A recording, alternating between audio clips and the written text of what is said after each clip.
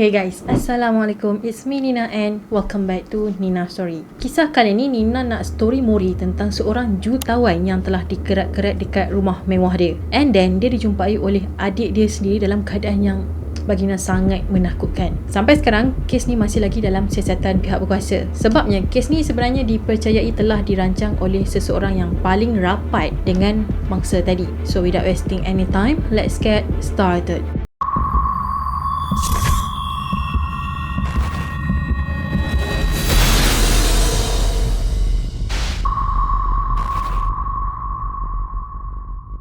Lelaki jutawan tadi adalah Fahim Saleh yang berketurunan dari Bengali. Jadi dia telah lahir pada 12 Disember tahun 1986 di Arab Saudi. Family dia pada masa tu bukanlah orang kata jutawan macam Fahim sekarang ni. Tapi diorang ni datang daripada keluarga yang bersederhana. Family dia mula berhijrah dari Bangladesh ke Arab Saudi pada tahun 1985. And then pada tahun 1991 semasa Fahim ni berusia 4 tahun, family dia telah berpindah pula ke Amerika untuk memperbaiki kehidupan diorang supaya lagi baik. So pada masa yang sama, bila diorang ke Amerika nanti, anak-anak diorang pun akan dapat pendidikan yang lagi berkualiti. So pada ketika itu kan, ayah Fahim ni dia bekerja sebagai seorang komputer programmer di Amerika, manakala mak dia pula adalah seorang suri rumah. Jadi Fahim ni dia ada lagi dua adik-beradik, iaitu kakak dia yang bernama Ruby Angela yang tua 8 tahun daripada dia, dan seorang lagi adik yang bernama Rif Saleh yang 4 tahun muda daripada Fahim. Sejak daripada kecil lagi ni, Fahim adalah seorang budak yang sangat happy, sangat curious dan minat dalam bidang komputer. So setiap kali parents dia beli toys baru dekat Fahim, dia mesti nak tahu siapa pencipta ataupun pembuat toys tadi. Jadi sejak dia daripada kecil lagi, dia memang sangat berminat dengan benda-benda yang berkaitan dengan teknologi. Masa diorang tinggal dekat Amerika, ayah Fahim ni macam agak struggle lah untuk mencari rezeki. Bila Fahim nampak yang ayah dia ni macam susah sikit nak mencari duit,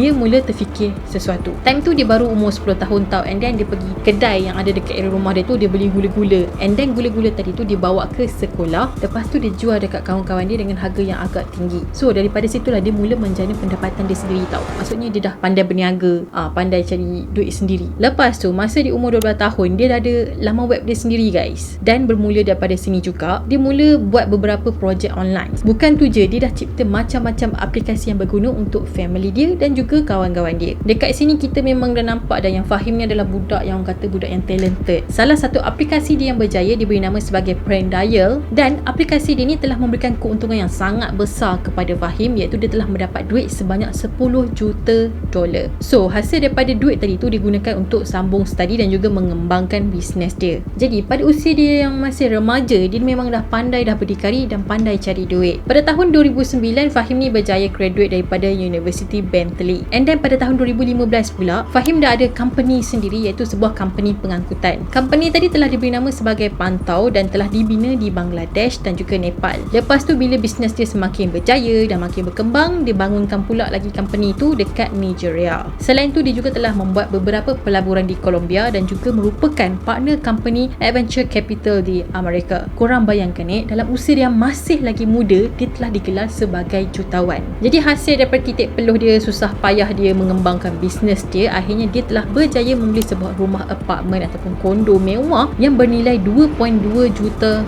dolar. Disebabkan kejayaan dan kebolehan Fahim ni telah menjadikan dia ni idola orang ramai. Even dia dah kaya raya, duit pun bersepah-sepah dalam bank, tapi dia tak pernah lupa dengan asal usul dia. Dia jaga parents dia dengan baik, and then dia belikan parents dia rumah mewah dan juga kereta mewah. Lepas tu staff dia sendiri pun kata yang Fahim ni adalah seorang majikan yang sangat baik, beramah dan dia tak pernah sombong. So staff-staff Fahim ni memang sangat selesa lah sebab Fahim layan diorang ni dengan baik. Bukan tu je, dikatakan Fahim ni juga adalah seorang yang sangat dermawan. Dia pernah beritahu yang dia nak jadi usahawan yang berjaya ataupun nak jadi orang kaya lah kan, sebabnya dia nak bantu orang yang susah. At least dengan usaha dan bantuan yang dia berikan kepada orang ramai tu akan membuatkan diorang ni mempunyai kehidupan yang lagi baik. Sampailah pada satu hari, iaitu pada 14 Julai tahun 2020, iaitu 2 tahun yang lepas, adik Fahim ni telah datang ke rumah mewah Fahim. Itu pun dia datang dekat sana sebab dia call abang dia ni banyak kali, tapi abang dia ni tak jawab call. So disebabkan risau takut jadi apa-apa dekat abang dia, and then dia datang dekat rumah abang dia. Tapi apa yang mengejutkan, bila dia datang je kat rumah Fahim, dia buka je pintu, dia terus menjerit dan menangis. Sebab apa? Sebab sebab dia nampak abang dia dah meninggal dekat ruang tamu guys. Dia meninggal pula bukan dalam keadaan biasa ataupun orang kata mati mengejut lah kan. Tak, dia dijumpai dalam keadaan yang tak patut dan mengerikan. Badan Fahim dijumpai tak ada kepala, tak ada kaki dan juga tangan. Sebabnya semua anggota dia tadi tu dah kena kerat dengan gergaji. Mesin gergaji tu pula masih lagi on tau. Dia punya switch tu ada lagi dekat plug. So kejadian tu macam baru je jadi, and then macam adik dia tu datang lewat sikit je. Semua anggota badan Fahim tadi tu telah dibuang ke dalam sebuah plastik hitam. So adik dia pun buat report polis, and then polis pun datang dekat rumah Fahim dan diorang telah melakukan siasatan secara menyeluruh. Dan pihak polis pun check lah CCTV kan, sebab diorang nak tengok kejadian apa yang terjadi sebelum Fahim meninggal. So dalam CCTV yang bertarikh 13 Julai tahun 2020, diorang nampak Fahim ni masuk ke dalam lift dari lobi. Tapi pada masa tu ada juga seorang lelaki yang masuk ke dalam lift macam ikut Fahim masuk dalam tu, dan lelaki ni berpakaian serba hitam, dia pakai topi, pakai face mask dan juga sarung tangan. Lepas keluar dari lift tu, diorang ni macam bergelut, and then Fahim ni rebah disebabkan dia kena tembak dengan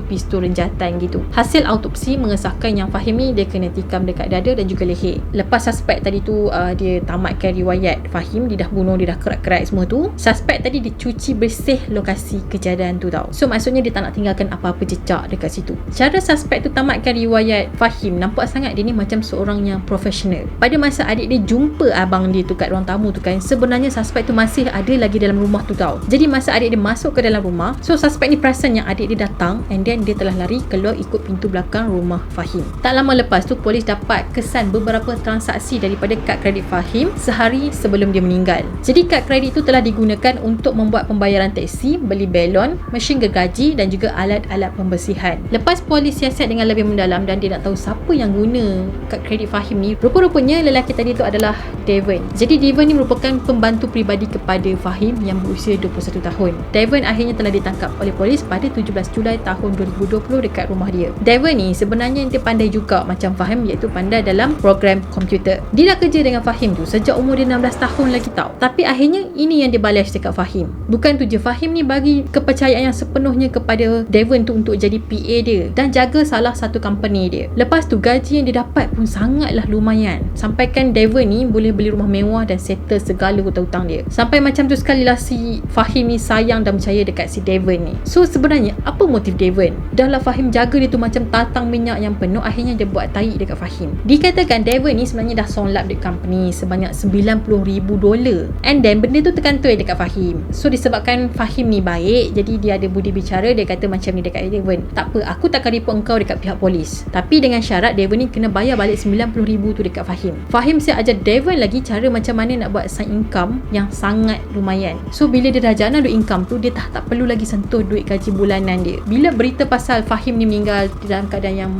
kata tak sepatutnya lah kan, memang sangat mengejutkan orang ramai, termasuklah family dia dan juga staff dia. Tapi apa yang pelik ataupun aneh dekat sini, sebenarnya Devon tadi dia tak ada latar belakang ataupun dalam bidang kedoktoran sampai dia boleh bunuh Fahim dengan clean. Macam yang Nina cakap awal tadi lah kan, orang yang buat Fahim ni adalah orang yang profesional. Tapi bila diorang siasat latar belakang Devon ni, Devon macam tak expert dalam bidang tu. So sekarang kes ni masih lagi dalam siasatan dan Devon tak pernah mengaku dia salah. Alright guys, apa pendapat korang tentang cerita ni? Kalau ikut pendapat Nina rasa Devon ni macam terlibat juga. Sebabnya ya, mungkin dia bukan orang yang profesional, tapi tak mustahil dia boleh belajar kan untuk bunuh seseorang. Betul tak? Tak tahulah dia belajar daripada siapa, kita tak tahulah kan. Tapi itu apa yang Nina rasa lah. Tapi kita tak boleh nak buat spekulasi juga sebab kes ni masih lagi dalam siasatan. Tapi si Devon tu memang didapati sebagai suspek utamalah dalam kes ni. Memang ya Allah. Tapi rasa macam geram juga orang dah jaga kau baik-baik, bagi kau semua segala-galanya sampai hidup mewah, tapi itu yang kau balas dekat orang tu. Sebab Fahim ni mudah percaya dan dia terlalu baik. Tapi ya, sebenarnya kawan-kawan dia pun terkejut tahu sebab dia boleh ada musuh macam tu, padahal dia sangatlah baik bagi diorang. So Nina nak tahu pendapat korang tentang kes ni, boleh komen di bawah. And yeah, that's it for today, dan Nina harap korang suka dengan video Nina. Minta maaf dalam video tadi kalau korang dengar ada bunyi drill-drill, Nina pun tak tahu nak cakap macam mana. Memang dekat sini orang selalu renovate, mungkin nak tukar rumah dia dari kondo jadi banglo lah kot kan. Okay, dan kepada korang yang belum lagi subscribe channel Nina, korang boleh subscribe di bawah, turn on notification, dan jangan lupa juga untuk follow Nina di Instagram. Kita akan jumpa lagi next video. Bye, Assalamualaikum.